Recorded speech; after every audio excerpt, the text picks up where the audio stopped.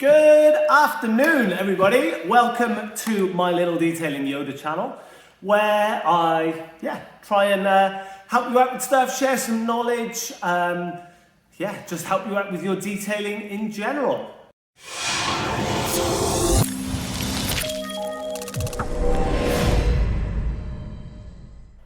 In this video, I'm going to do something which has come up on this car, and I'm going to do a bit of a Rotary versus DA.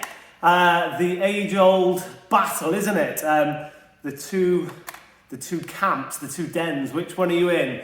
And which one worked best, was more suitable, on this sort of paint with a quite heavily swirled M2, 3-year-old BMW paint. Which one was the better tool?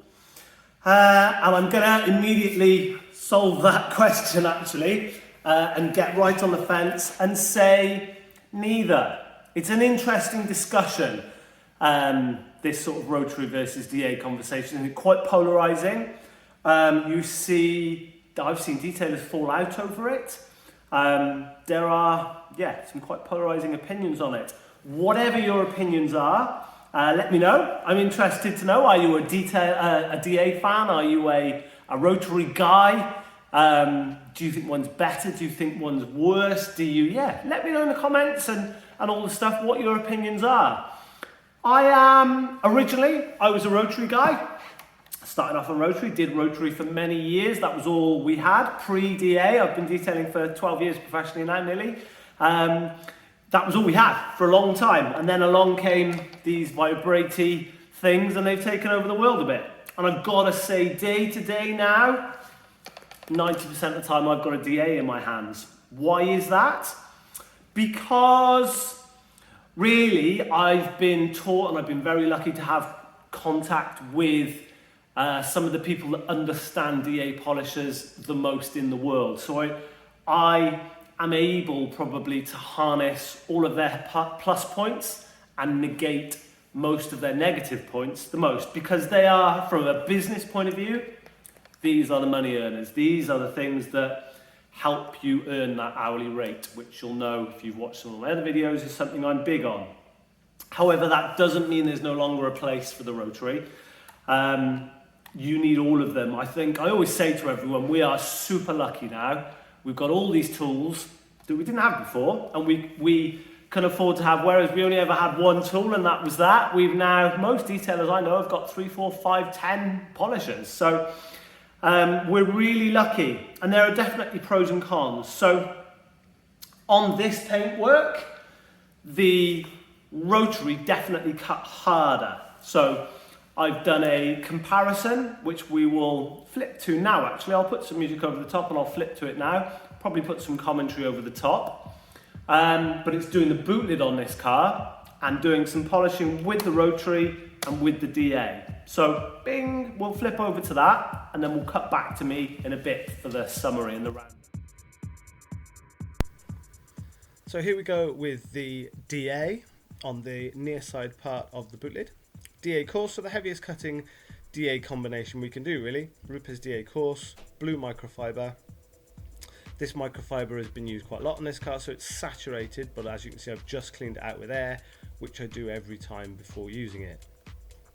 And the standard heavy cut set of variables as I went through on the previous video really. I've already cut just into this side on the boot lid, so I suppose in an ideal world you'd pop the boot lid or tape that edge to go right up to it. I'm quite happy with that for this. I just filmed this as I was going through, so as you can see I've got my headphones on and I'm just cracking on. One of the interesting things about this boot lid that you get, just this is the thing with not just doing bonnets or flat panels, doing real bonnets. There is a concave curve just as you come into that spoiler on these BMW boot lids, and it really does give the DA a little bit of trouble. Just where I am now, just in under that spoiler, it really does want to stall the DA. There's certain things you can put it up on one edge ever so slightly, and you can see me fighting it just there. It does just, that bit that I'm talking about there is quite difficult for the DA, and that is where the Rotary really scores on this car. Actually, it really gets into that concave a lot better. Very, very similar to the other video that I did, and there we are. I think that was like a 1:10 or something, so still quite a short cycle, but enough that if you go on much further than that, you're just fighting residue really, rather than cutting paint anymore. So just while I buff that off, just final buffing off. As you can see, I do quite often use the good old microfiber cloth from Costco, especially on hard paint like this. This is very hard on this M2. I have never had a problem with the marring paint. Yes, on some very soft Asian paint types, you can end up with the marring. I do always just pull the label off. Each to their own. I only ever use them brand new.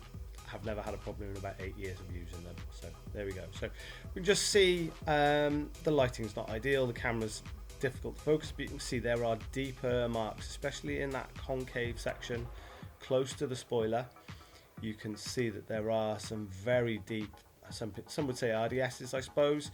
I wouldn't say they were random because they're all in a line, but yeah, you can see nice level correction, massive increase in gloss, good increase in depth. The paint is back to black, but there are some very deep marks. If we come over to the other side, you can see that it's a lot worse. So on with the rotary side of things now. The number one thing with a rotary is that the priming for a rotary and any forced rotation machine, so a rotary and a Millet, is different. So as you can see, they're prime in a line because there is no effectively oscillation or anything like that. The polish cannot move radially around the pad. So if you just do 3 dots halfway across the pad, those 3 dots will just form a line all the way around the pad, and you end up with areas of the pad that are lubricated and have a good covering of compound, and areas of the pad that are not. Rupes recommend, and I strongly recommend you follow it, whatever system you use, to prime in a line or in a cross like that, and then every fibre on the pad has an equal chance of getting saturated. So there we go. James is using a rotary, and isn't it nice? It's so smooth and it just is easily controllable. Goes down into that curve really nicely. Yes, they are slightly quieter. Just a lovely, lovely thing to use. Obviously, a lot of the time when you're using a rotary, you're just concerned about negating or reducing the holograms that you're inevitably going to leave. But lovely thing to use. You can get right up to the edges. The thing I do like about using a rotary on a boot lid like this is you can get right up to that edge where the spoiler is, that real back edge of the boot lid where the spoiler is, really, really nice and easily. So slightly longer cycle time, just to make sure that the abrasives have done their work. You tend to go a bit more slowly anyway. Well, with the wall pad, which actually is slightly less aggressive than it is on a DA, but the movement on a rotary is just far more aggressive. So we'll buff that off now. And then it's important to remember off camera, I actually did another DA cut on that right hand side of that boot lid. So when we look at this in a minute and when we do the comparison, so there we go, I'm just going to buff the rotary side off. When I pick the camera up in a minute and we go through and look at the two sides, the thing to remember is that the right hand side, the DA side, has had 2 hits of a DA. The rotary has had 1 hit.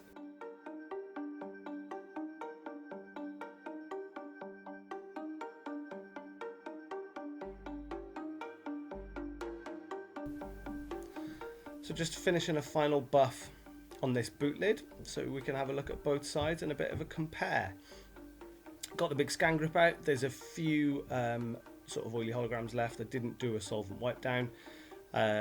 Just we're trying to smash through the job and film things and all the rest of it. Unfortunately, we've got to draw the line on time somewhere. So we can see though, if you look through, the important thing to remember is the right hand side has had 2 hits with a DA. The left hand side has had 1 hit with a rotary.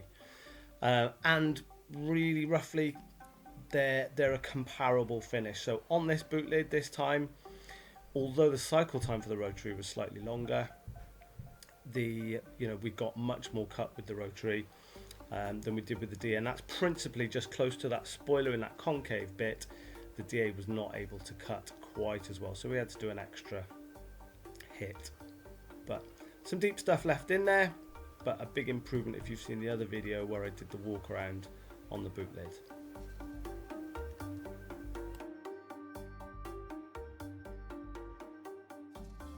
There you are, guys. Glad you, I hope you enjoyed that, just to see a bit of rotary technique. Not often you see me, I don't think I filmed myself using a rotary before on this channel, so interesting stuff for you. And yeah, the boot lid was interesting on this car because there are still defects in it now. This is an enhancement detail. It's probably the worst panel on the car, actually. The rotary definitely cut harder. So on that boot lid, I had to do 2 hits with the DA, even on about as heavy cutting as I can get it, to match the 1 hit of wool with the heavy cut on the rotary.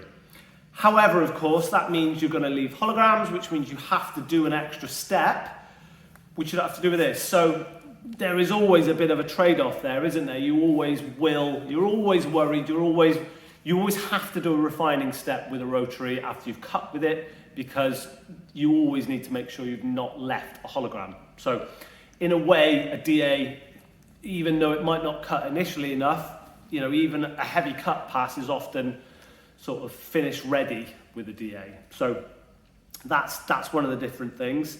And the other thing a rotary is really good at is all the little nooks and crannies. You know, probably the biggest weakness of a DA is that to do all of the little bits, like on this front bumper, this little patch here, in here, these little bits, to do those really nicely, you need a mini DA, don't you? Even a 1 inch or a 2 inch, like a Nano, or I'm using the Carbon Collective little 1 inch, 2 inch polisher quite a lot at the moment.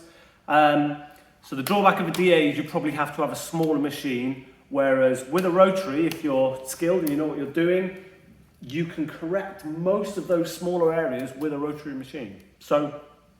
So many nuances. In my opinion, no one is better.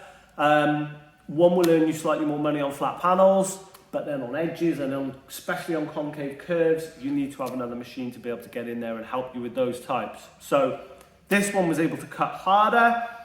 This one not quite so much, but makes back the time in other areas. So I'm afraid there isn't really an answer. I'm going to sit on the fence and not really give you an answer, but just sort of say both. Be aware that both have their plus points and both have their limitations, their minus points. If you know what those are, then you can account for that. And really, either is capable of providing a very good finish. The one myth I don't believe that seems to float around is that a rotary is capable of a better finish, a better final finish. I have tested that with £4,000 worth of gloss meter. I've tested all the machine types with paint. If you were there at the wax, not the wax stock, if you were there at the Rupes seminar we did in the UK a couple of years ago with Jason Rose and the guys, I was sat there over in a corner at the end testing all the machine types with the gloss meter to see if one did leave paint more shiny, and it categorically did not. So yeah, they do heat the paint up a bit more, so it does bloom, so that initial couple of hours after you've machine polished with a rotary paint can appear more glossy, but then it will cool back down again and just be the same. So be aware of that as well. So let me know, guys, do you want to do a bit more rotary stuff? I know, this channel so far has been a bit DA heavy. Is that something you look to me for? Rupes, of course, do make machine polishers. I'm not employed by Rupes, but I love the company very much because they've been very good to me, and I'm one of only 2 trainers, official Rupes trainers in the UK. So I can polish DA. We can also do forced rotation. I've got a Miele here as well. So any forced rotation guys out there, let me know. And I should do some stuff on that, because in many ways, a Miele, a forced rotation machine, is the best of both of these machines. So yeah, let me know, guys. Hope you enjoyed this video. Hope you enjoyed the last one as well. You seem to enjoy it, on how to get more heavy cut, which was on this car from your DA. And yeah, I'm really trying to spit these out now, guys, and help you. I know we're all locked down and stuff, but hopefully we can use that to improve your skills, help you along. So just let me know, give me a question or a comment on what causes you trouble, or what do you want to know more about, or what might I hopefully be able to help you with. Don't know everything about everything, but I try and share as much knowledge and share what's helped me through my journey as a professional detailer. So I look forward to seeing you again soon on another video, guys. Thank you ever so much for watching. Don't forget to subscribe and share and like and tag your friends and all that. Cheers.